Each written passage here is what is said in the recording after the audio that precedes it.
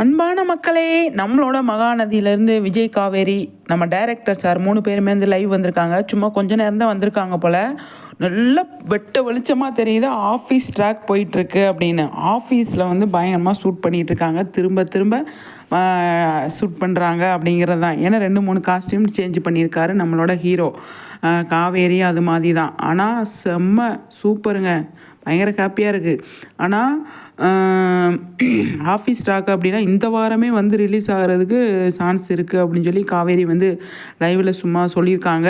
அது உண்மையாக இருந்தால் சூப்பராக இருக்கும் அப்படிங்கிறது தான். ஆனால் நிறைய ஃபேன்ஸ் கேட்டிருக்காங்க, ஏன் 8:30க்கு நீங்கள் மாற்றுங்க, 8:30க்கு மகாநதியை மாற்றுங்க அப்படின்னு சொல்லியிருக்காங்க. அப்போ வந்து அதே லைவில் வந்து விஜய் வந்து கேட்பார், சார் ஆடியன்ஸ் கேட்டிருக்காங்க அப்படின்னு சொல்லுமே, அதுக்கு வாய்ப்பில்லை ராஜா அப்படின்னு சொல்லி டைரக்டர் வந்து சொல்கிறாரு. கண்டிப்பாக அதுக்கு வாய்ப்பு இல்லை அப்படிங்கிறதான். ஆனால் சூப்பர் லைவில் வந்திருக்காங்க. காஸ்டியூம் செம்மையாக இருக்காங்க. ஆனால் 2 பேருமே சோகமாக இருக்காங்க, ஃபீல் பண்ணிகிட்டு இருக்காங்க.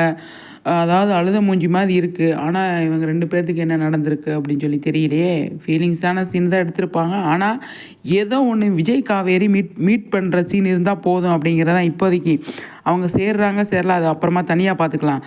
ஆனால் 2 பேரும் நேரடியாக வந்து விஜய் பேசணும், காவேரி பதில் சொல்லணும், காவேரி பேசணும், விஜய் பதில் சொல்லணும்.